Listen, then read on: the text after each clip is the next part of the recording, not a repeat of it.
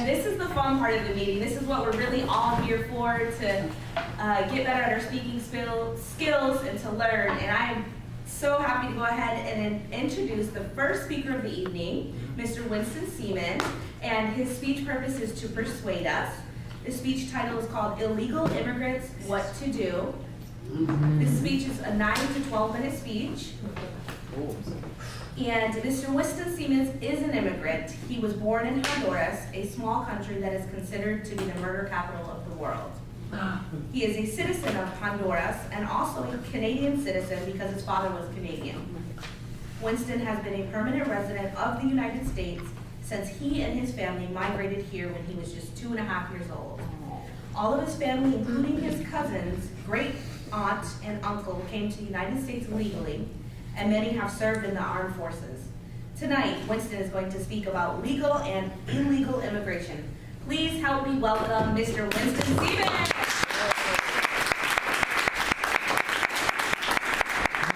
This took 7, 8, and 9, right? 7, 8, and 9.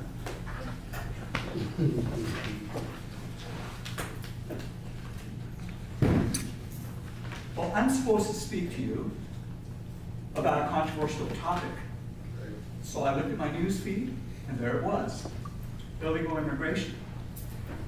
Now, this is a complex issue, and so my goal is to bring about some understanding and maybe create more common ground around this issue. There's 2 points, main points that I want to share with you, and that's going to be illegal immigration through the eyes of Cesar Chavez. And what can we do? So a quick heads up to our discerning Toastmasters. I will be using notes because I have a lot of notes to refer to, and I will be using the lectern standing right back here. Kind of weird for me because it's the first time I've done it, but I thought I'd give you a heads up before you call me on it. Because I already wrote it. Because you're already going to call me on it, I know. All right. So we are all familiar. Is everybody familiar with Cesar Chavez? Mm-hmm. Yes. Okay. Well, he was one of the greatest advocates for the Mexican-American farm workers. And on August 8, 1994, President Clinton presented Cesar Chavez's widow with the Medal of Freedom. And this is the highest honor that any civilian can be bestowed. And this was in behalf of her late husband, Cesar Chavez. On Cesar Chavez Day, in 2014, President Obama gave a speech in honor of Cesar Chavez.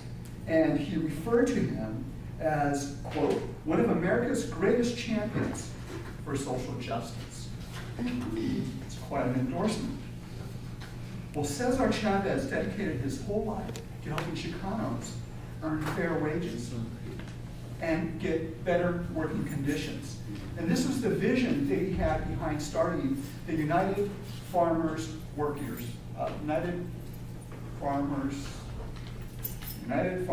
Union.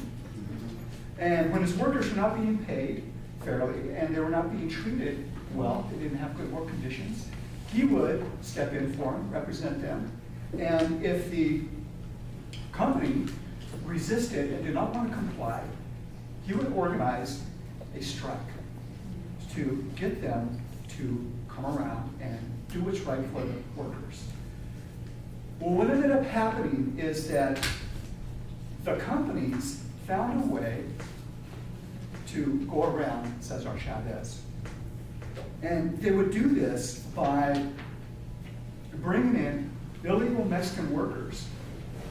And they would go through the picket lines. And these were people who were coming from a poor country, generally Mexico, and they had a terrible economy and a much lower standard of living than we have here. And they were willing to work for much less money and in poorer conditions than our American, and they were Americans, they were Mexican-American, they were Chicano workers. And so the UFW lost their bargaining power when this would happen. This really bothered Cesar Chavez, and he was very outspoken in his dislike for the illegals. In a video interview on September 25, 1972, with KQED in San Francisco. Cesar Chavez discussed a strike that his union was involved with in the gas and oil company, and this is what he said. While we closed them down, they were unable to get strikebreakers, or they had gotten very few. Then all of a sudden, yesterday morning, they brought in 220, quote, his words not mine, wetbacks. These are the illegals from Mexico. There is no way to defend against that kind of strikebreaking. Now, Cesar Chavez knew that the American labor force cannot compete against the low wages that illegals from a poor country are willing to work for. So in 1974, he organized the Illegals Campaign. And this is one of his main strategies to keep illegals from taking American jobs. And the strategy was to report, have all of their workers report all illegal workers that they encountered and get them deported. In East Fresno alone, Cesar bragged in 1974, 2,200 undocumented workers had been identified through the campaign. Chavez would often say, if we can get the illegals out of California, we will win the strike overnight. And because of this, or because this would allow American workers to be paid what they were worth. So what was standing between American workers getting what they needed to get was illegal workers. So Chavez was very clear about his position. He would literally tell immigrants, illegal immigrants, to get out of the country because they lowered the wages of American workers. When Chavez made these comments, there may have been 500,000 to 1 million illegal workers in our country. This was, 40 to 45 years ago. Compared to what we have now, we have about 12 million that we estimate are here now. So it's no longer as easy to tell them to go home. See, many have created lives here. They've created families. And they came here not to invade us, but because our government and our businesses have lured them here with a promise of good jobs, free health care, and other social services if they came. And so they came. If we want them to go home, we don't need to round them up or arrest them. That's a ridiculous straw man argument. All we need to do is stop offering them what they came here for. Let me give you an example. The Oklahoma Taxpayer and Citizen Protection Act, 2007. This is a state immigration bill, HB 1804. It became law in Oklahoma in 2007. Basically, it said that the state of Oklahoma would penalize businesses that hired illegals and property owners who knowingly rented to illegal aliens. So what happened next is that even before the law came into effect, illegal immigrants started leaving the state in large numbers. According to an article about this bill on the ACLU website, posted November 2nd, 2007, this is how effective the bill was. Oklahoma, this is a quote, Oklahoma has just provided to the Congress and other states an example of a law that is so clear and so effective that it is self-enforcing. People get the word of the provisions of the law and they act, they leave. But it's really not as simple as getting people to leave either. See, because the illegals who left Oklahoma, they left avoiding. There were Mexican restaurants going out of business because they lost their patrons. There were construction jobs that couldn't be completed because they lost their employees. There were families being uprooted because part of the family was legal and part of the family wasn't. You see, we're talking about more than just numbers on a graph. We're talking about human lives. And there needs to be a level of understanding and compassion. Because yes, it's true that they entered our country illegally, but it's also true that our government and business lured them here. Because of this, I see a responsibility on both sides. The question is, what can we do? And I found a three-tier legalization program that I don't see as perfect, but I think it's a step in the right direction I'd like to share. The This is from an article that appeared in the Washington Examiner on August 19, 2014. The three-tier legalization process in this proposal has three different options available to otherwise qualifying immigrants. An individual could choose one path to legal status and could not switch to another at a later date, except maybe by paying an enormous penalty. The first path is a work permit. This allows them to work, travel, and live in the United States legally. The visa would require a small initial fee of $100, plus the paperwork costs and renewal fee of $25 every 2 years, so long as the worker is residing in the United States. The second path is a permanent non-citizen residence. This is pretty much just a green card, except that it does not allow the immigrant to become a citizen. And they can sponsor immediate family members for real green cards, but they cannot natural ones. The third path should eventually lead to citizenship.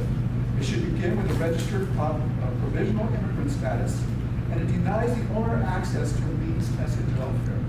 The provisional immigrant permit transforms into a normal green card after the immigrant passes an English fluency exam, takes a series of American history and civics classes, has been continuously in the United States for 5 years, has shown steady employment, and has found a number of American citizens who know him and attest to his willingness and desire to become an American citizen. Each path to legal status has a different series of benefits and costs. But what is missing is a plan addressing competitive wages between the new work permitted workers and Americans. And this is what Cesar Chavez was fighting for. This is a complex issue, and I don't have all the answers. But I believe it's the foremost responsibility of our government to protect our jobs and our economy. Now I'd like to move into a 2 to 3 minute Q&A. If you have any questions, please start the Second.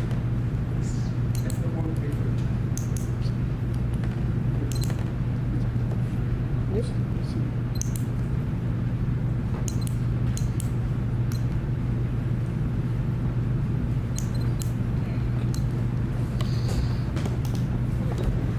This is a question.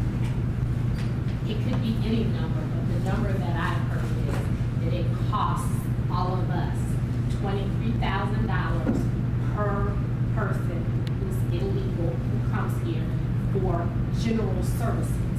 And from my perspective, if you can make that $23,000 plus whatever it takes for you to live, then I'm good.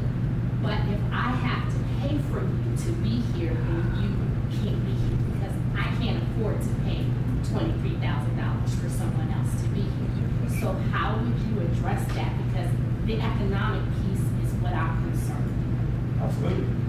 Well, so I agree with you, and there's the remittance. There's a lot of things going on here. There's different estimates, and it's estimated that it costs us about $120 billion a year in the differences of what of just having the illegal workers here.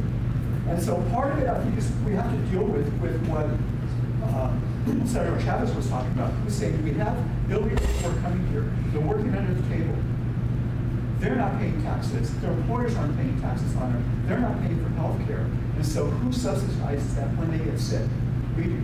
They go to health care services, which is not a federal government subsidy. This is actually a local government. This is the state, the local government.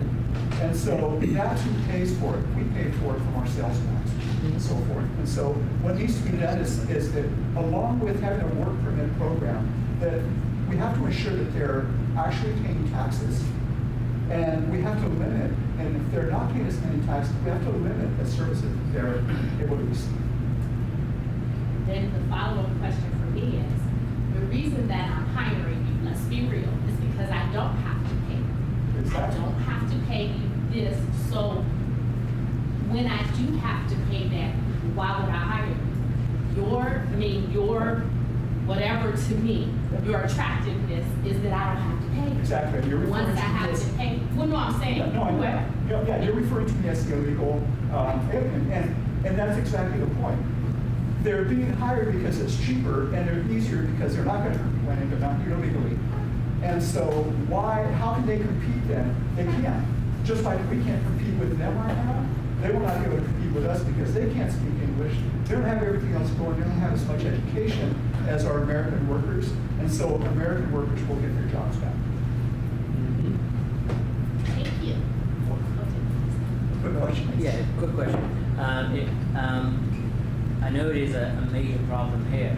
Has there ever been an amnesty to? Yes. And then thereby allowing these illegal immigrants to have some form of status, and once they get their status, they are registered to pay taxes, and then that would be a catch-22 for them. So they can stay here legally without the fear of, and then contributing to society. I understand, yes. And I do have the red light, but the answer is yes. We have had that in different work. Back to you, Madam Joseph. Thank you.